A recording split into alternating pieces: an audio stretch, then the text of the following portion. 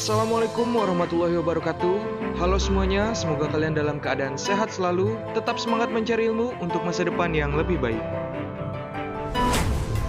Hari ini, kita akan membahas lebih lanjut tentang struktur dan bahasa dari teks laporan percobaan. Apa yang dimaksud dengan struktur? Struktur itu adalah bagian-bagian atau susunan, atau bisa juga sebagai urutan tentang suatu hal. Kalau di pidato ada bagian pembukaan, isi, dan penutup, nah di teks laporan percobaan pun punya bagian-bagian atau struktur juga. Strukturnya seperti apa? Berikut ulasannya. Struktur teks laporan percobaan terdiri dari judul, pendahuluan, tujuan, hipotesis, alat dan bahan, metode, data, hasil, simpulan, dan yang terakhir adalah saran. Struktur ini harus sesuai urutan, jadi tidak boleh diacak-acak. Seperti definisinya bahwa teks laporan percobaan itu adalah sistematis, artinya tidak boleh urutannya diacak-acak. Jadi harus sesuai urutan ya kalau membuat teks laporan percobaan. Sekarang kita akan bahas satu persatu dari struktur teks laporan percobaan ini. Disimak baik-baik ya. Yang pertama ada judul. Judul ini dibuat harus semenarik mungkin. Buat sesuatu yang beda, baru, unik dari percobaan yang akan kamu lakukan. Misalnya judulnya adalah agar-agar isi Indomie. Nah, biasanya kan agar-agar itu isinya buah-buahan. Kita buat percobaan agar-agar isi Indomie, misalnya ya. Atau bisa juga seperti telur goreng campur salak. Nah, biasanya kan telur goreng itu campurannya apa? Sayur ya kan? Nah, kita buat sesuatu yang beda, telur goreng campur salak, ya kan? Nah, itu sesuatu yang baru, unik, beda. Atau bisa juga contoh lain adalah martabak isi ikan asin misalnya, ya kan? Biasanya martabak itu isinya apa? Keju, ya kan? Seres atau kacang. Nah, kita buat sesuatu yang beda. Martabak isi ikan asin misalnya, ya.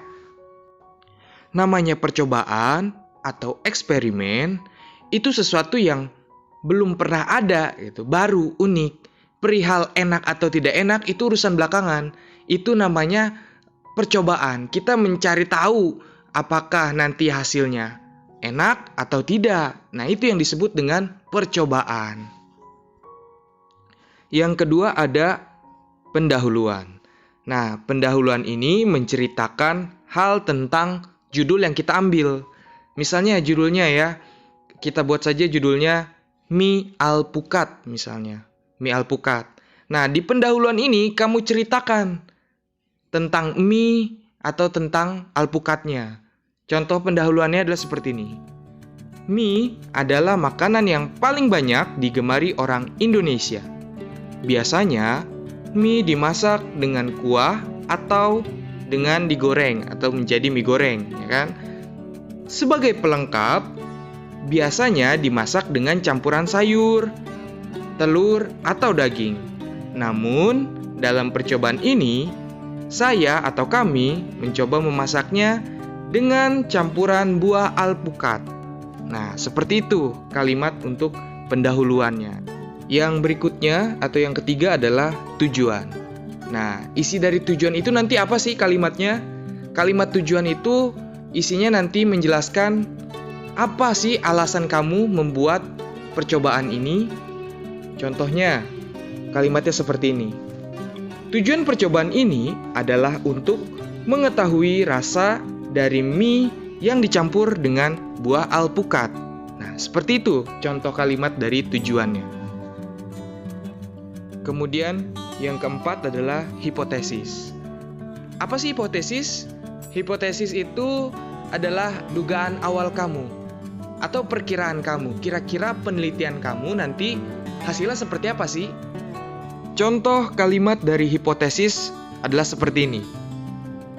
Hipotesis penelitian ini adalah mie yang dicampur dengan buah alpukat akan enak dan meleleh di mulut.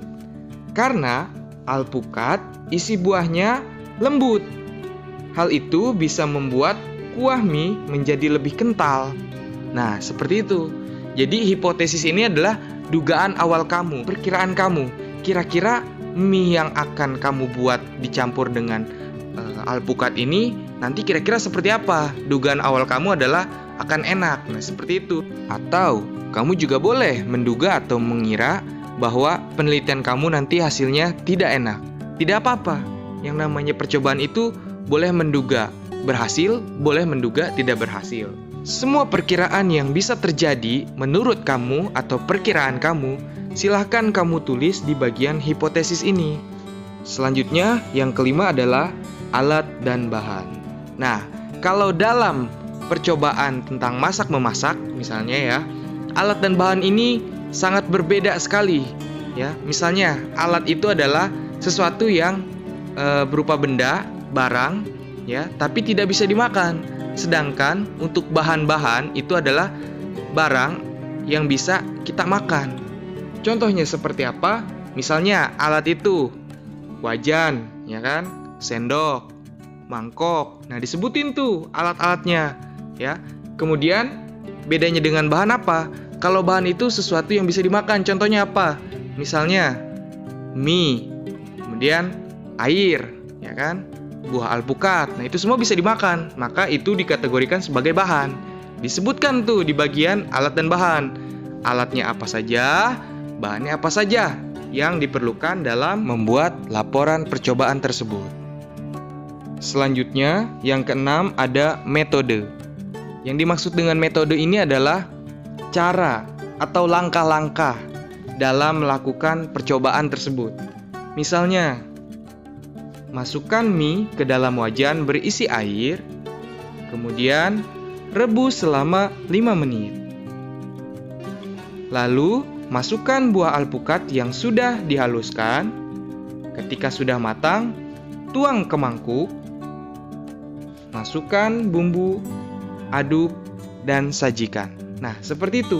Ada urutannya. Jadi, urutan melakukan percobaannya seperti apa?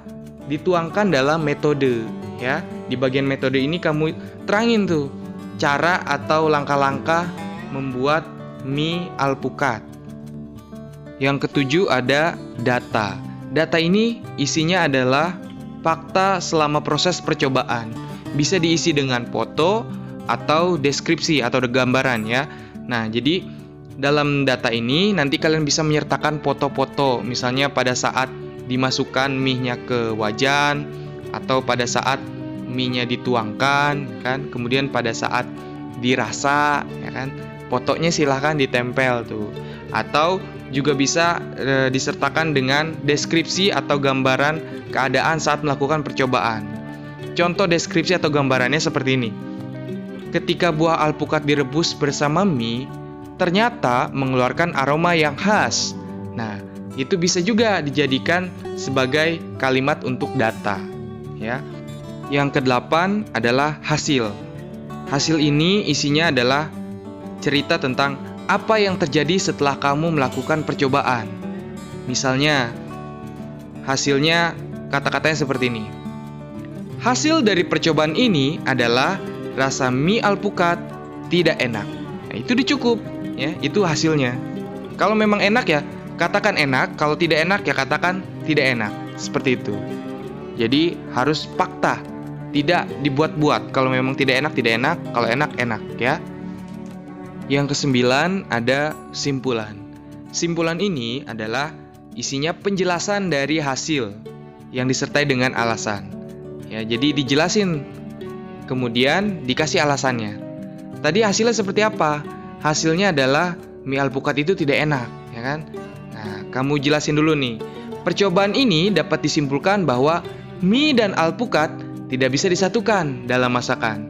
Kemudian kamu kasih alasannya sesuai dengan hasil tadi. Karena rasanya tidak enak, gitu ya. Jadi lengkapnya seperti ini.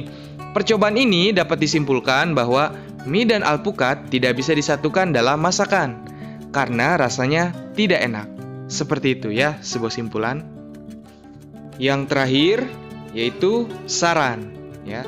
Apa sih saran itu? Saran dalam teks laporan percobaan ini bisa berupa masukan, ajakan, larangan, atau tips ya. Contoh kalimatnya seperti ini. Sebaiknya mie tidak dimasak dengan alpukat. Masaklah mie dengan campuran sayuran, telur, atau daging saja. Karena jika mie dicampur dengan buah alpukat, itu rasanya tidak enak. Seperti itu contohnya ya. Selanjutnya adalah kaidah kebahasaan teks laporan percobaan. Yang dimaksud dengan kaidah yaitu adalah aturan-aturan.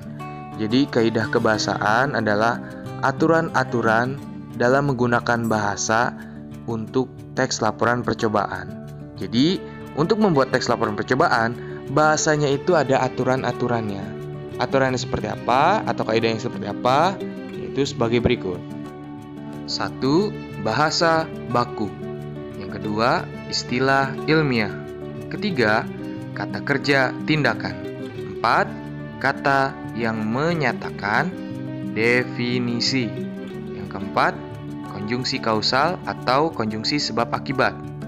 Yang keenam, kata bermakna perincian. Kita bahas satu persatu. Yang pertama, bahasa baku. Nah, bahasa baku ini adalah bahasa yang secara nasional se-Indonesia itu bisa dimengerti, atau kata lainnya adalah bahasa yang resmi ya. Misalnya kamu itu kamu ya, kata kamu itu adalah bahasa yang baku. Kalau kata elu, nah itu kan tidak baku ya kan. Bahasa yang tidak baku itu terkesan tidak sopan ya, tidak santun. Maka untuk membuat teks laporan percobaan, bahasanya itu harus baku. Yang kedua adalah istilah ilmiah. Istilah ilmiah ini adalah kata yang berkaitan dengan keilmuan. Contohnya seperti apa? Kata gravitasi, sanitasi, dan lain sebagainya. Yang ketiga ada kata kerja tindakan. Jadi kata yang berkaitan dengan tindakan. Misalnya mengaduk, ya kan? Atau memasukkan, misalnya mengangkat. Nah, itu kan tindakan ya. Jadi, jika menemukan kata-kata tersebut yang berkaitan dengan tindakan, maka itu disebut dengan kata kerja tindakan. Selanjutnya yang keempat adalah kata yang menyatakan definisi. Maksudnya adalah kata yang menjelaskan tentang pengertian sesuatu. Contohnya adalah yakni, adalah, merupakan, yaitu. Nah, jika bertemu dengan kata-kata itu, pasti itu berkaitan dengan pengertian sesuatu, ya kan? Misalnya, Venus adalah planet yang berada dalam tata surya Bima Sakti. Nah, itu kan ada mengandung pengertian atau pendefinisian dari Venus, ya. Di situ cirinya ada kata adalah. Nah, ya kan? Seperti itu. Selanjutnya yang kelima adalah konjungsi kausal atau konjungsi sebab akibat. Yaitu yang menyatakan tentang suatu hal sebabnya apa, akibatnya apa, dan dikaitkan oleh konjungsi kausal atau konjungsi sebab akibat. Contoh kata konjungsi kausal atau konjungsi sebab akibat yaitu karena, sebab, agar, jika. Yang terakhir adalah kata yang bermakna perincian. Contoh katanya seperti apa?